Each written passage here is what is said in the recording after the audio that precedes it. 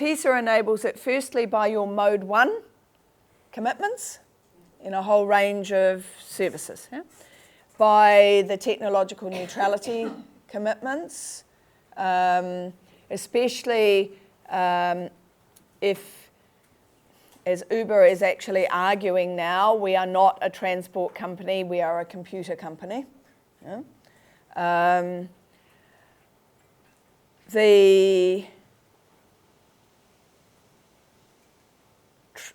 rules on payments and transfers, to enable payments and transfers, which is a rule we haven't discussed, but it's a rule in the GATS and in TISA that you as a country will not restrict the movement of money across the country as a payment for a service.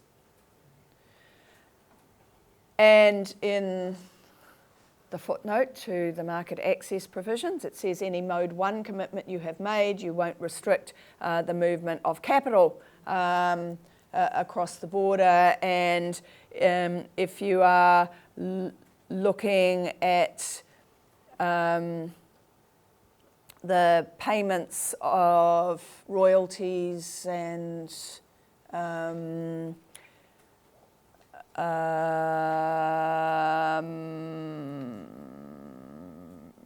that's returns on capital.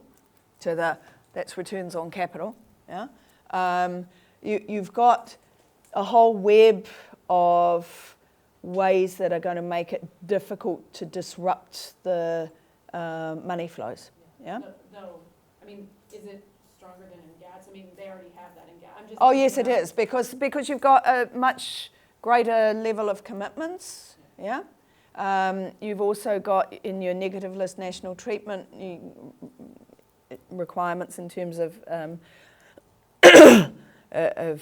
treating your domestic the same as foreign, and if you're designating Uber to be foreign and you want to treat it differently because of its structure and so on. Yeah. So there's a whole lot of mechanisms that are designed to facilitate this, and they wouldn't have put so much effort into TISA if it wasn't going to serve the process. The data onshore, if that in... I mean, data onshore, obviously your tax authorities are needing to have access to data. Yeah? But that's on the assumption that the operations are taxable. So if you have a problem with your tax laws, that the rules actually recognise the structure, then requiring the data to be held onshore isn't going to help you a lot.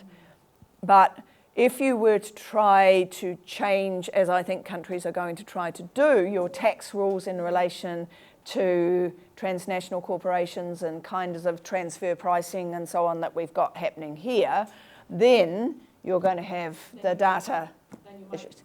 Yeah, yeah. So that would, the localisation of data is a barrier to changing the tax regime to be more effective to circumvent this kind of gaming. Yeah. Yes, Deborah wants now to talk about WTO.